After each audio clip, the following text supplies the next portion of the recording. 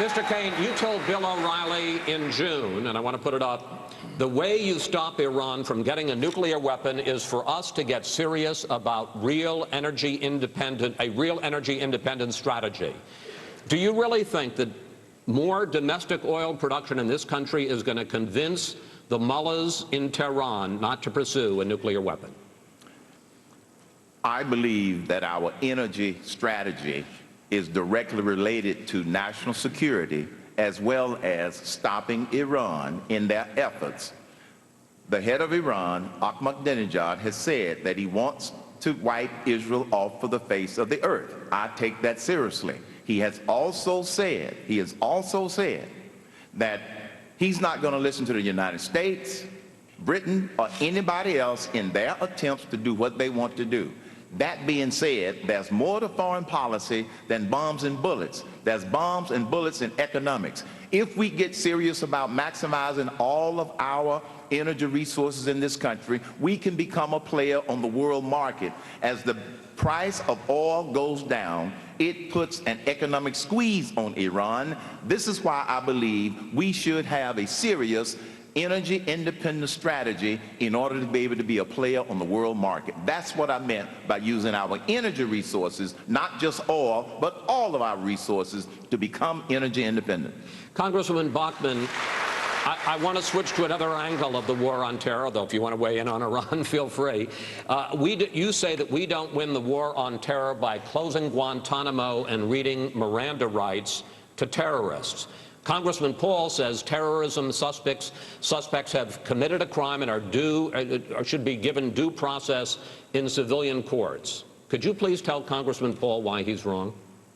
Well, because simply terrorists who commit acts against United States citizens, people who are from foreign countries who do that, do not have any right under our Constitution to Miranda rights. We've also seen that Guantanamo Bay has yielded significant information. In fact, we've learned that that led to the capture and the killing of bin Laden. This is a tool that we need to have in order to be able to prosecute the new type of war, the new type of warfare, and the new type of terrorists that this country is dealing with.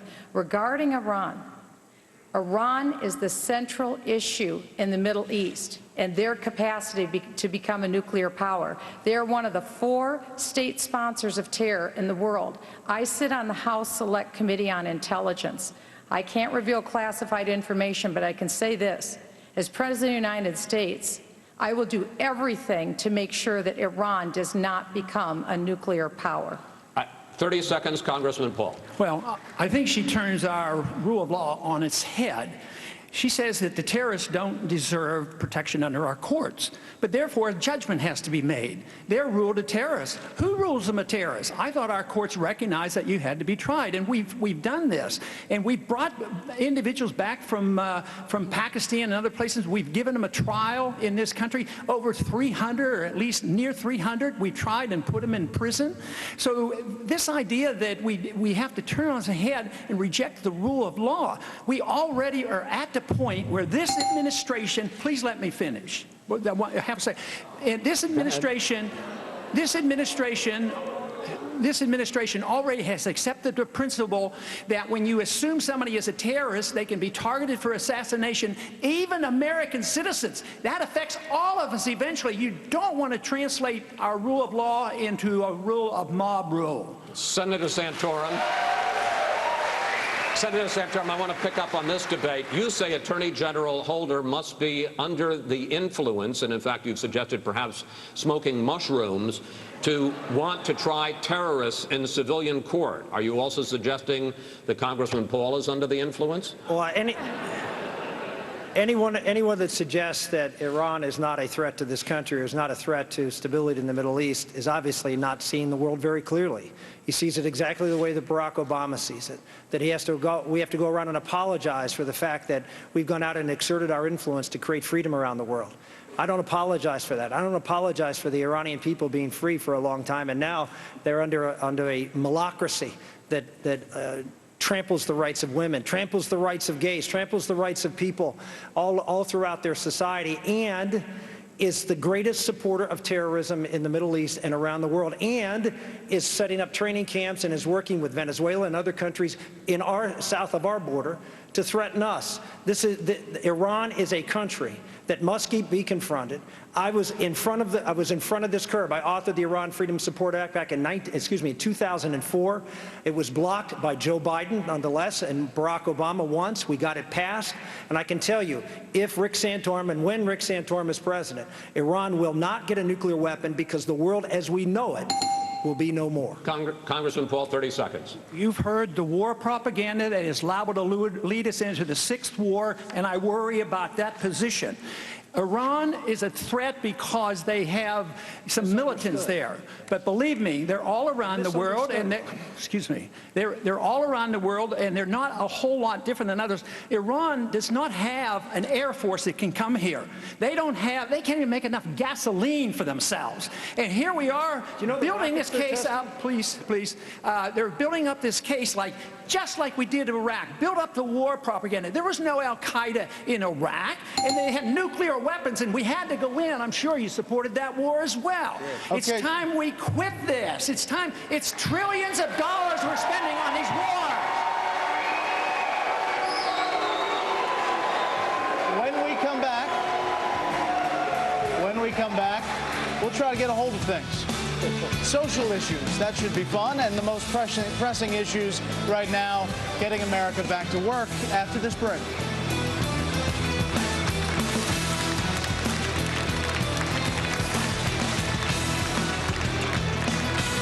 Fox News, America's election headquarters, is brought to you by ExxonMobil.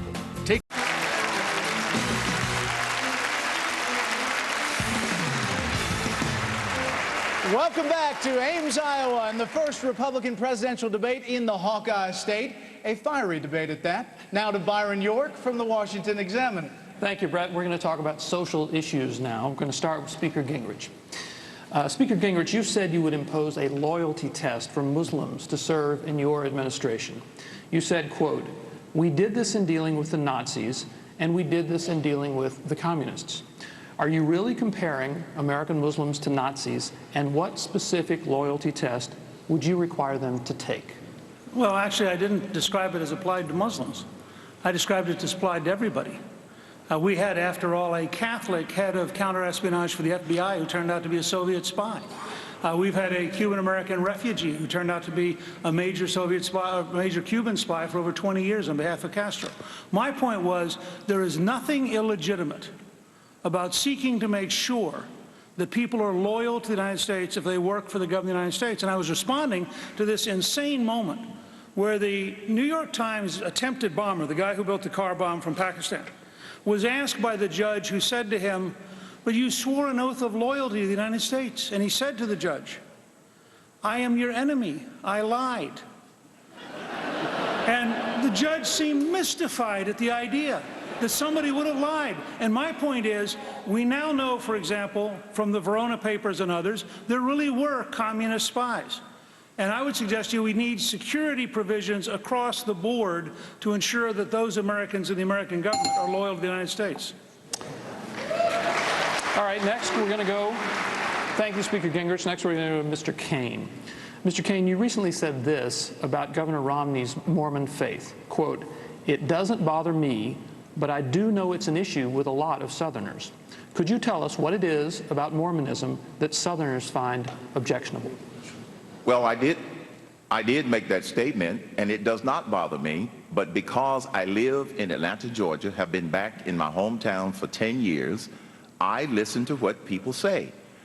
What they basically say is that they are not real clear about how his Mormon religion relate to the majority of the people's Protestant Christian religion in the South.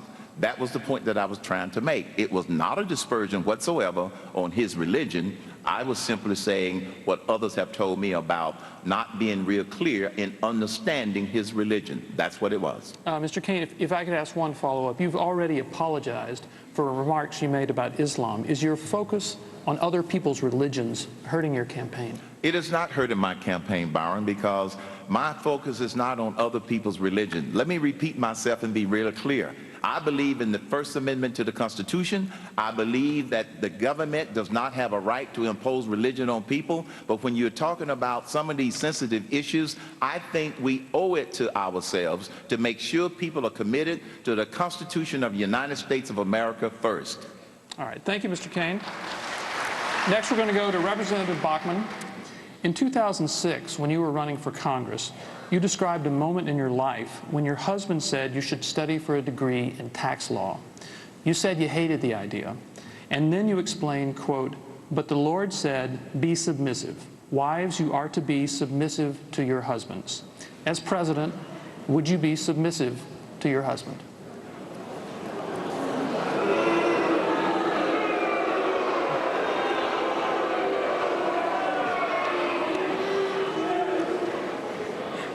Thank you for that question, Byron. You're welcome, Representative.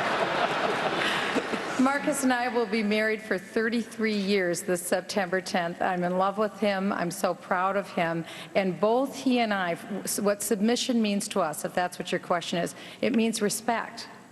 I respect my husband. He's a wonderful, godly man and a great father. And he respects me as his wife.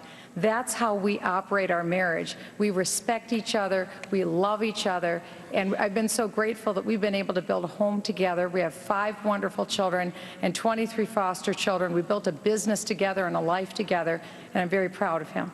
All right. Thank you, Representative. Thank you, Ms. Bachmann. Now we're going to ask a few questions about gay marriage, starting with Governor Romney. When the Massachusetts Supreme Court legalized gay marriage in 2003, you accused the justices of assuming for themselves the powers that should belong to the state legislature.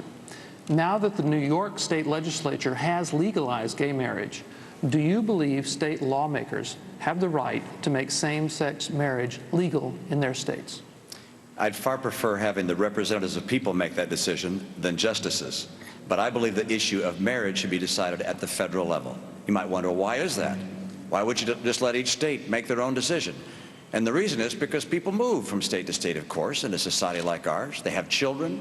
As they go to different states, if one state recognizes a marriage and the other does not, what's the right of that child? What kind of divorce proceeding potential would there be in a state that didn't recognize the marriage in the first place? Marriage is a status. It's not an activity that goes on within the walls of a state. And as a result, our marriage status relationship should be constant across the country.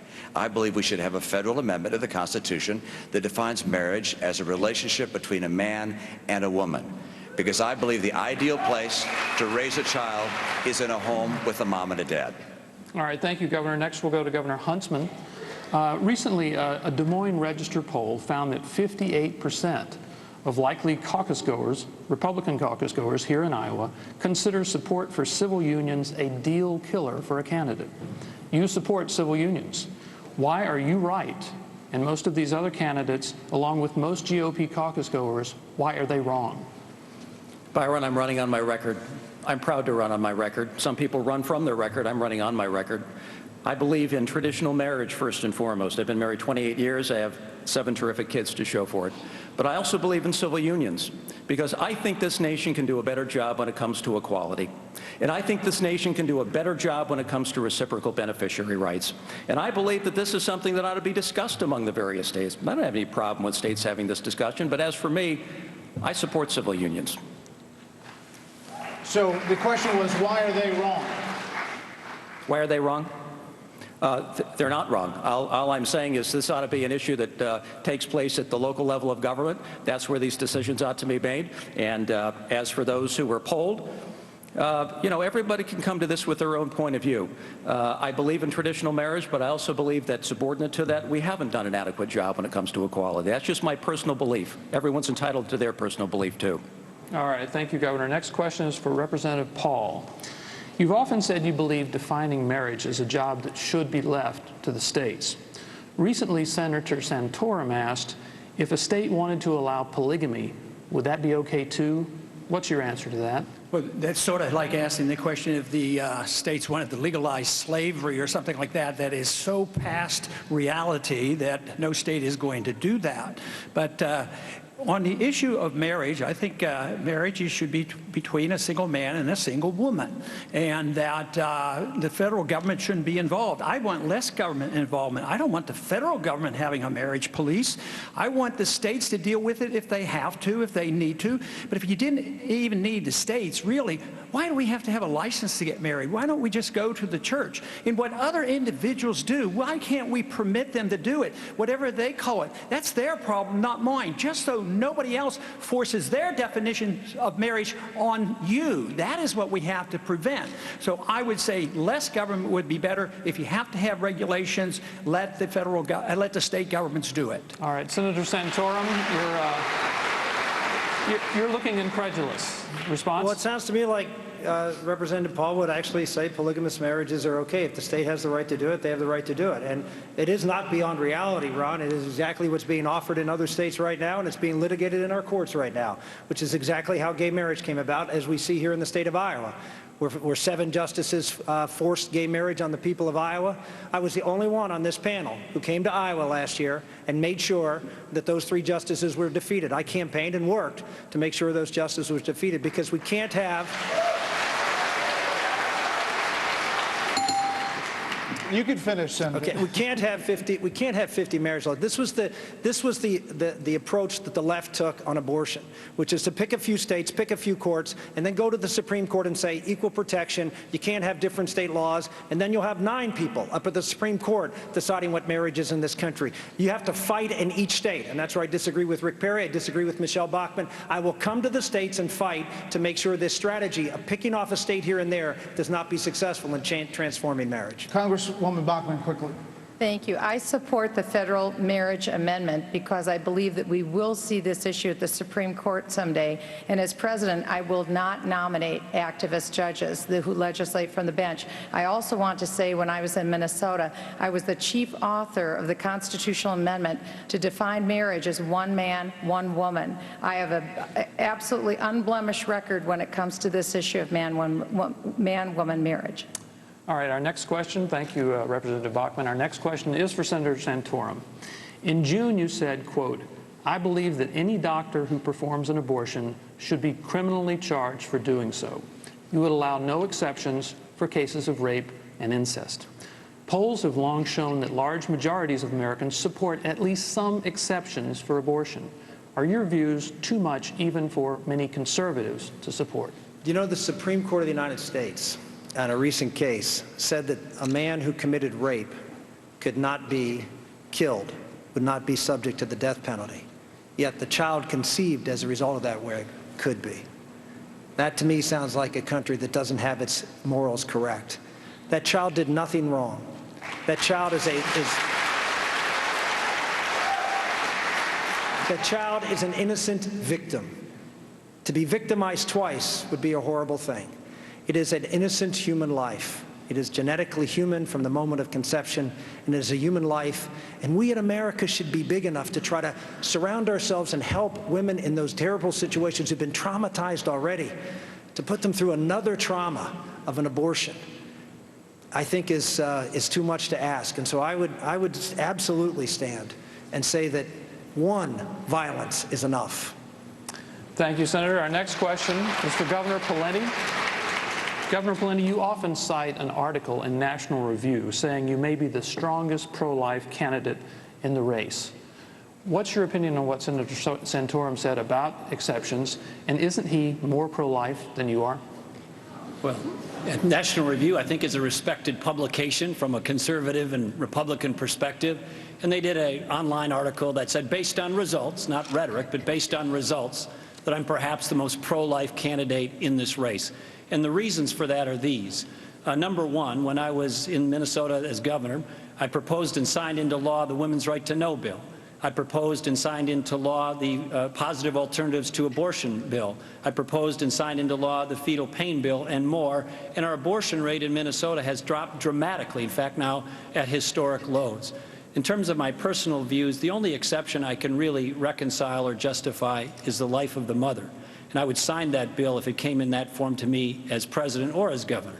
But if another bill came with other exceptions that substantially advanced the pro-life cause, I'd sign that bill too, because I want to make progress to limit and ultimately end abortions in this country, and I want to move the pro-life cause forward, and I have. And that's why that publication said I perhaps am the most pro-life person on the stage based on results, not just rhetoric. One brief follow. Do you support criminal charges for doctors who perform abortions? I think there should be absolutely consequences for doctors who perform abortions if it's illegal and when it's illegal, and possibility of criminal sanctions or severe civil sanctions. I don't think the woman involved should be criminally sanctioned. As